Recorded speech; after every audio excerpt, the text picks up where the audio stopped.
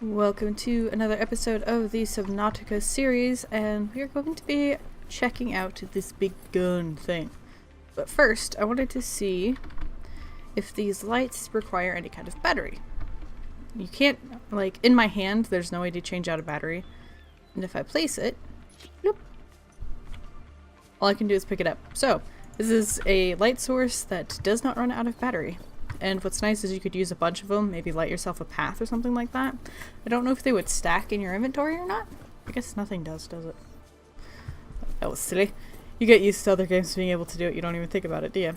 Alright, so we're going to head over here, and as you can see, we need one of these. So let's put... Did I not put this there? Do you not use it that way? Ah! I dropped it. Well, I guess... Can I scan it now? No. Oh. I thought you had to have it in your hand, but nope. You can just use an invisible one. Cool. Alright. Do we want this? I don't know how dark it'll be in there, so let's go ahead and check it out. There we go. So we have a force field. Indicate this structure is composed of a metal alloy with unprecedented integrity. No match is found in database. Performing structural analysis. Thank you, whoever you are. Yeah, I mean, from what we're gathering, it's been hundreds, if not thousands of years since the aliens were here, and look at it. There's zero sign of damage or anything like that. So it must be a really good metal. Something well beyond our understanding. Oh, there's a thing. Hello, thing. I'm sorry. Unknown language. Attempting translation.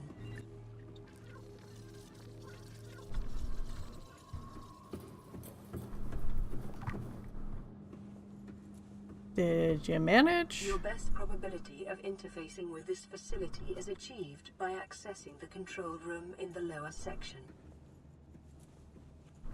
Is that what you managed? Alright, so we got something over here. Ooh, we should scan it. An ion cube. Let's scoot you over.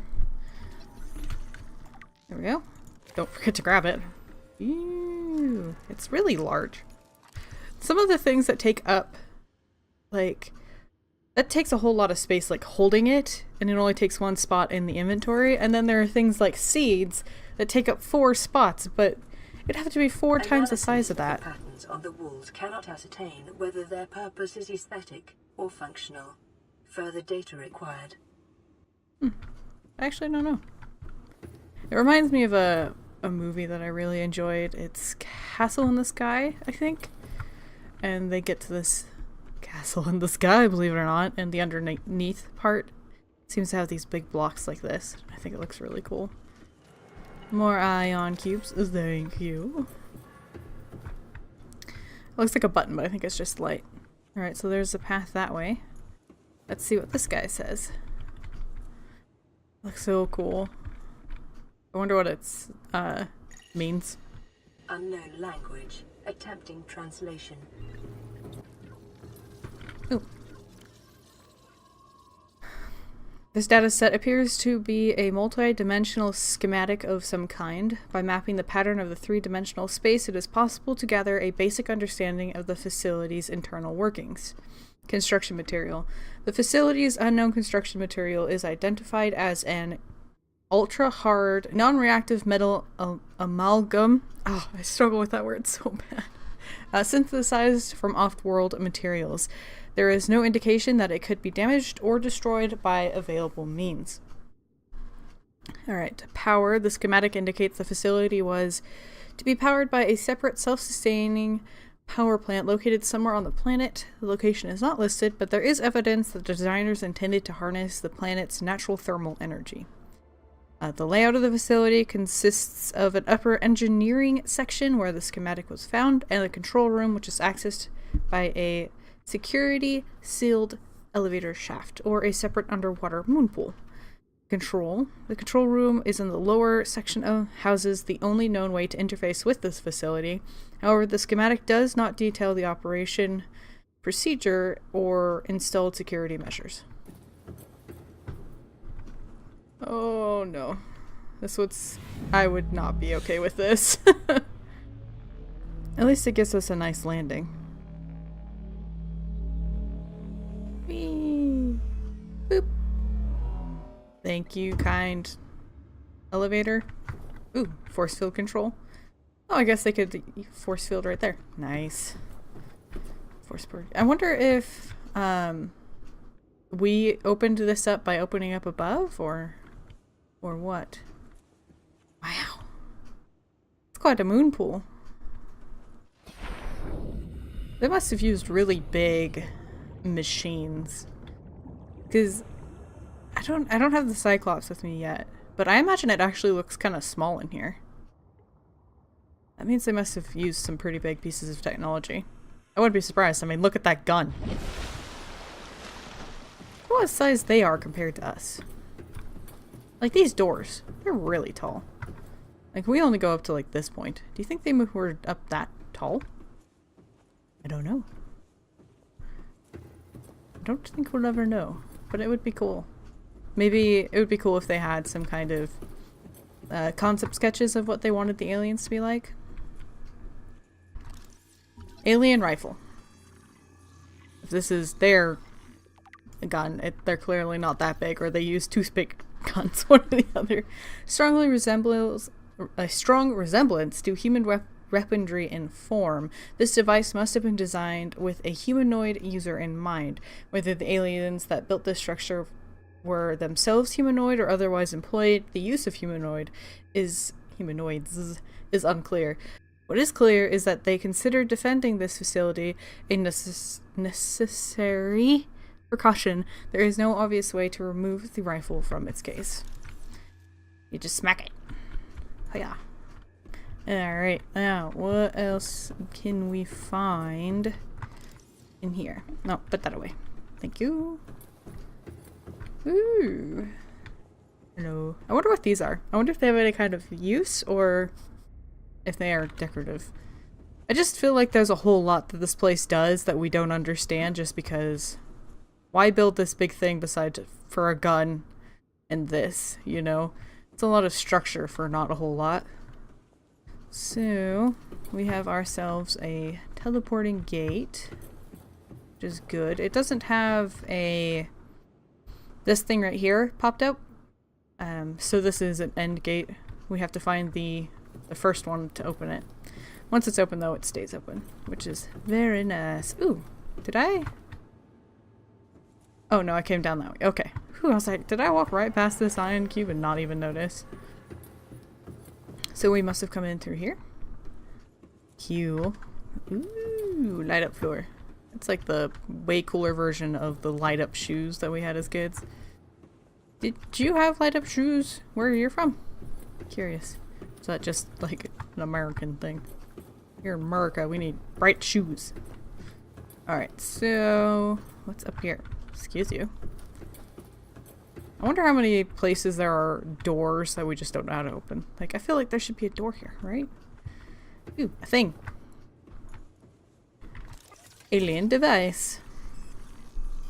Oh, it's making like a little noise. A doomsday device. Well, that's no fun. Scans indicate the device contains enough potential energy to destroy the entire planet, along with most of the solar system. Fortunately, it has malfunctioned. I wonder if the aliens have it with them as a backup. Like, this whole facility... I don't want to spoil too much, because I do know the whole story of this place, but that big bacteria, I wonder if that's a problem. Scans indicate the facility's control room lies beyond this doorway. I wonder if they thought that the bacteria could have spread and that was a way of self-destructing to make sure that it didn't get anywhere. Insert purple. Hello, Siri. Hey, we can see this one. Force field control. Let's put this away. Nope, that's the wrong button.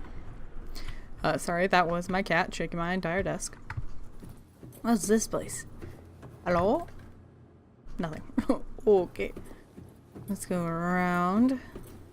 See what's down this way. Nothing, I don't think. There's paths around it, I guess. corner. This is all very cool, but not all that useful. To us, at least. Cyriel, get your butt down. Hey. I don't know what it is, but at this time, almost every day, my cat wants to come and sit on my desk. Except that time she was going to get up on shelves and knock stuff down, so that time it was a problem. But usually she just wants to sit in front of my screen for like 10 minutes and then goes away again. Hello? It feels like anytime something's like, do you want to interact with me, and you don't know what it does, maybe you shouldn't interact with it. Energy core. I cannot read that. This device houses energy equivalent to 100 MT nuclear detonations, which can be channeled through the facility and directed at vessels overhead, or bent around the planet's gravitational pull to strike targets in orbit. So even if we, as the Aurora, hadn't passed relatively close to this gun to have gotten shot down, it could have gotten us anywhere if we were in a certain distance of the planet. Power is routed via the attached terminal, allowing for the device to be deactivated if necessary, and it is currently operating without parameters, suggesting that it will target any ship within range. And as we have seen, has happened 3 times minimum. Alright. Oak.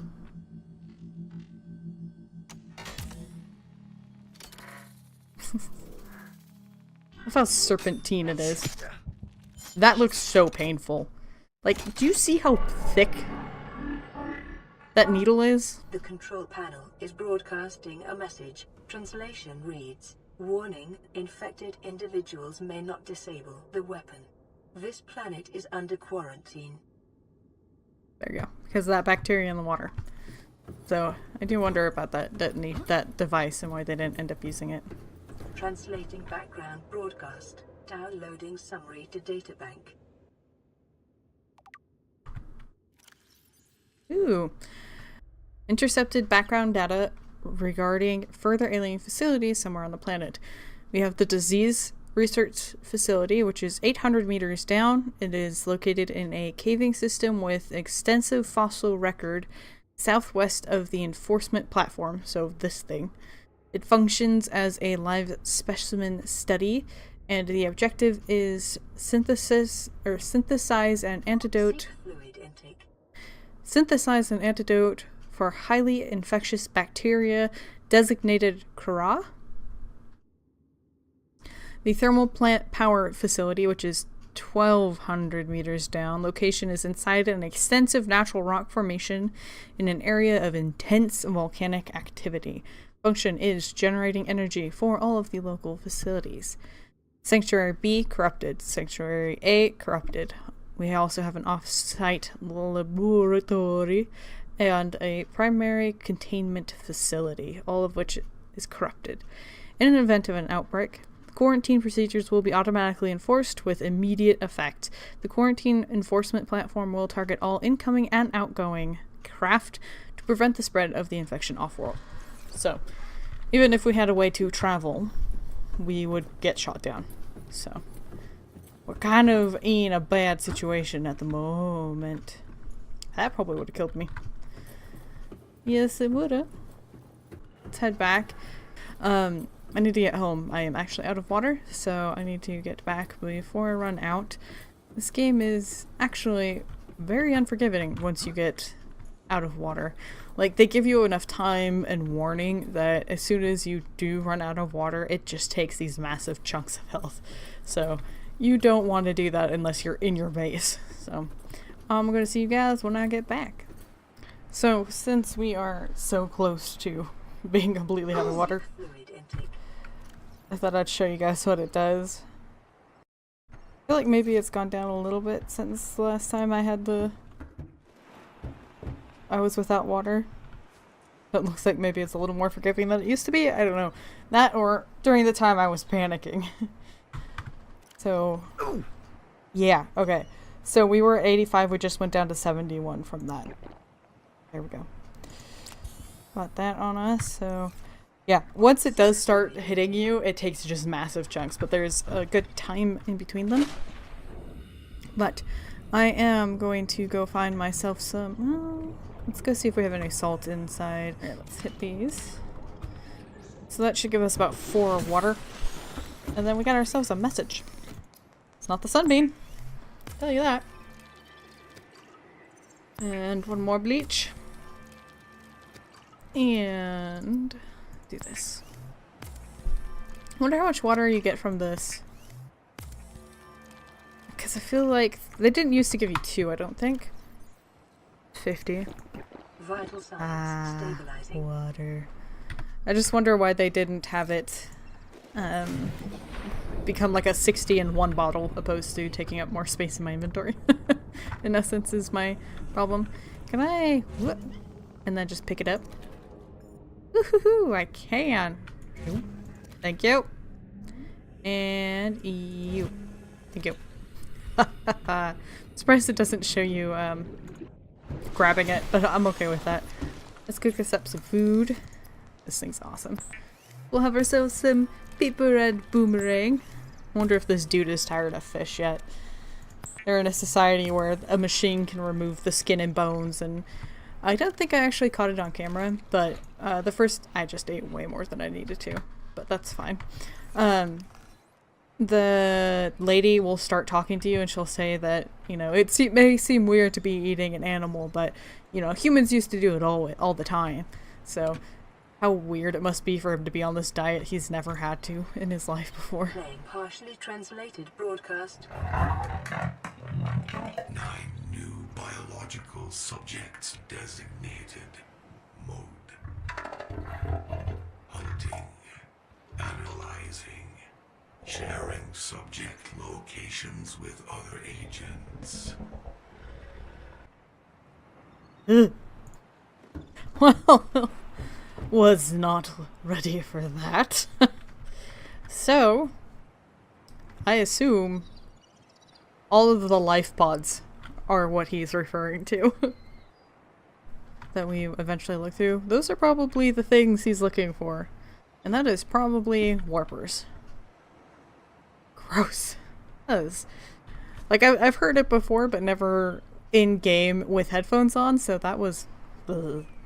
Gross. Alright, so... now that that's out of the way, being talked to by robotic fish, let's put on the habitat and see what it'll take to make us a scan room. Oh wow, we could just make that right now. Hey! It's a scanner room! The camera 1. Do we not come with the camera 2? Or are we just too close to see it's... into the swimming pool we go. Yes! Look at that! Got ourselves a scanner room. And so we are right here. I'm sure it's kind of hard to see because of how bright it is. There are those 2 dots. And I think you can send out these cameras to expand your map, which is cool. Oop.